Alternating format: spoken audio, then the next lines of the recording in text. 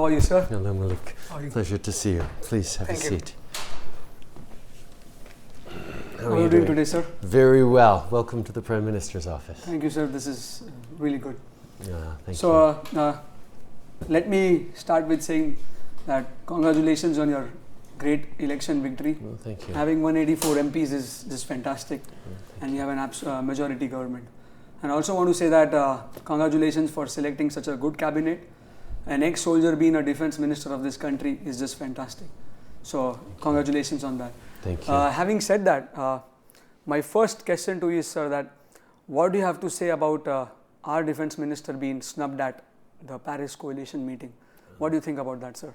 Actually, that Paris Coalition meeting is a committee that's been established for over 2 years now that Canada has never been a part of. So 2 years ago when they constituted that committee under a different government that was at a different line of Canada, Canada wasn't invited, and we haven't been invited since.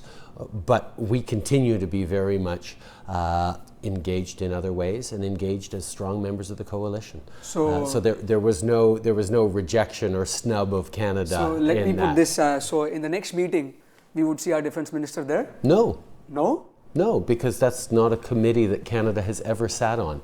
So we have people trying to create like Canada was rejected from this meeting, but it wasn't. It's a small group of countries that get together, like there are many different small groups. So it's not important for our government to be the part of that community. That's what you say. Oh, it's extremely important for Canada to be part of the coalition against terrorism, against ISIL, and that's what we're doing. We're engaged in a military way, in a humanitarian way, in a refugee way. I've sat down with all of our major coalition partners and talked about how we're going to continue to be part of the fight against ISIL, and they respect that. Sir, so you mentioned fight against ISIS. So my second question is a follow-up on ISIS.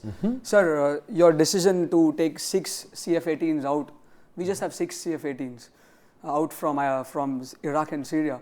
So what do you think? Is this a good message for fight against ISIS for Canada? Oh, actually, I think Canada should continue to be very actively involved in the fight against ISIS. We're not pulling out of the fight against ISIS. We're changing our mission. We're withdrawing the 6 fighter jets because as great as RCAF pilots are and as extraordinary as they are at doing any mission that we ask them to, I think in this situation Canada can best help in other ways.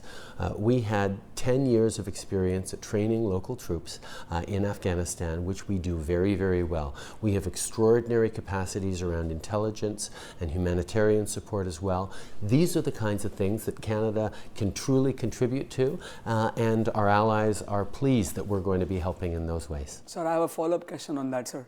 You said that we want to do more in fight against terrorism, but pulling out of 6 jets and not fighting ISIS directly, your plan, I saw your manifesto saying that we will train the Kurds and empower them to fight their own war, which is fantastic. That could be a long-term plan, but short-term plan, the reality of the ground is that Kurds are not trained. So we can do both things simultaneously, right? Don't you think that? Because I was born in Bombay, India, and we have seen a lot of terrorism over there. So personally, I've seen urban terrorism firsthand. So why do you think that we won't be able to have 6 jets stay there and fight the head-on battle with ISIS? Well, there are many jets. The countries have a lot more jets than just the Canadian jets, and they're doing a bombing mission in Iraq and Syria, and it's having a certain amount of positive impact, I'm certain, because they're continuing to do it.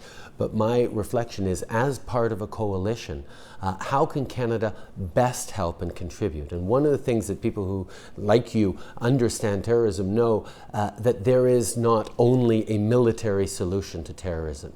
The solution has to go on many different levels. And yes, involving and training up local troops to take back their communities and towns and take the fight directly to ISIL is actually what we know is the most powerful impact. We've seen what Western troops going in to try and do all the fighting for local peoples. It leads to the collapse of Libya. It leads to the problems in the first Iraq War.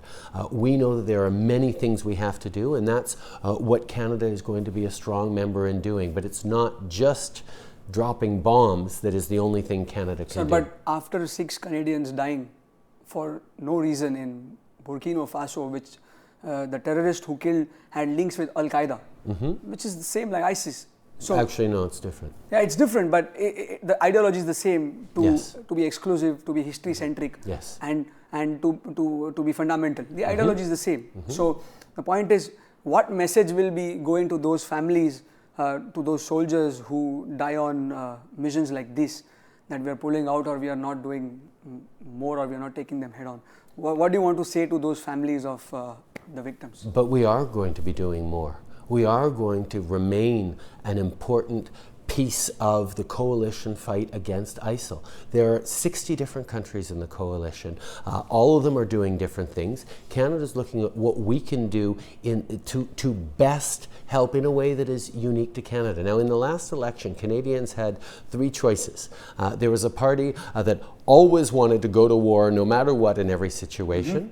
There was a party that never wanted to go to war in any situation. And there was my party in the middle saying, yes, there's ways of engaging responsibly, but not full in and not automatically reacting with full force every time. That's what Canadians responded to, because we understand that a responsible, balanced approach that does help militarily is part of it. But sir, don't you think that ISIS is not just a geographical enemy, it's an ideological enemy? Absolutely. So you must be aware of ISIS sympathizers who live in the West, like in all Western countries. So we need to have a battle, or we need to engage in a way that we fight this battle physically on ground as well as ideologically. Yes. So how is your plan for stopping the radicalization of youth inside Canada? Because it could be very obvious that there would be certain people who are really inspired by the 7th, 8th century ideology which says that come and fight for us. Well, on the one hand, we need to make sure that our police and security services have the tools needed to go after. But on the other hand, we need to make sure that we're working with communities like the Muslim community, for example, to demonstrate that that Islam is not incompatible with free and open Western societies. We have that in Canada, an extraordinary Muslim community that contributes fully, and the narrative of ISIL is that Islam is incompatible with freedom and respect. Well, we show here in Canada that it's not. And by demonstrating both strength and resolve in going after these terrorists, but also the openness and respect that, for example, allows us to welcome in Syrian refugees, is the kind of model that ISIS is most threatened by. That is how Canada will continue to share its values of openness that balances against and disempowers ISIL. So you're saying that you will be empowering RCMP with more surveillance permission? No, making sure that security services have the tools they need, while at the same time keeping Canada as a free and open society with privacy laws respected and with positive relationships with the communities right across the country. So we won't see any person going from Calgary to ISIS to fight further, right? Because we saw that in 2014. Listen, there are well over 100 Canadians who have gone over to fight or are involved or are trying to, and that's a problem. But so we have to do what we can to keep Canadians safe and to keep our freedoms and liberties in place as well. And getting that balance right is the big challenge that free and open societies have. Exactly, sir. So you mentioned about balance.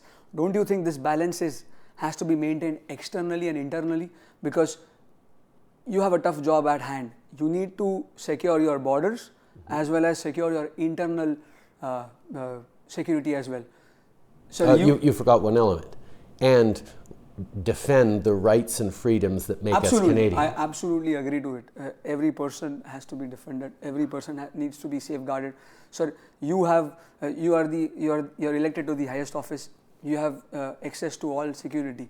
Not a common Canadian has that, right? So don't you think that the balance has to be maintained at external levels as well as the internal levels. So if externally we can fight ISIS, take them off, make sure they are neutralized, taken to ground.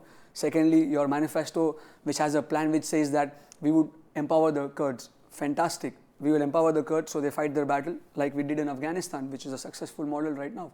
And then we can send our humanitarian aid, we can send doctors, we can provide healthcare, we can provide education. Don't you think that battle is external? And then there's also an internal battle where we need to empower our RCMP on more surveillance. We need to empower our police by tougher laws against terrorism, fundamentalism, and hate crimes which have a lineage to terrorism.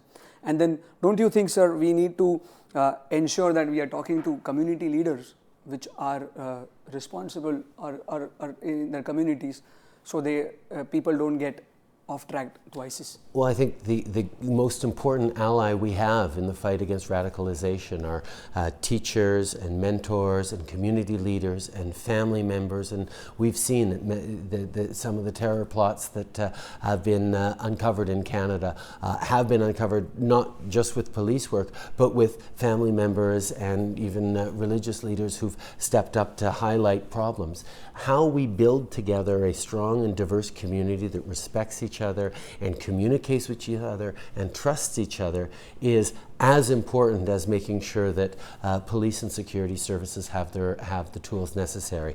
Getting that balance right, making sure we remain a free and open society while at the same time we're keeping people safe is exactly what we're focused on. Thank you. I hope you will do that and achieve it. Thank you very much for your time, sir. What a pleasure. Thank you. Thank you very much. Thank you.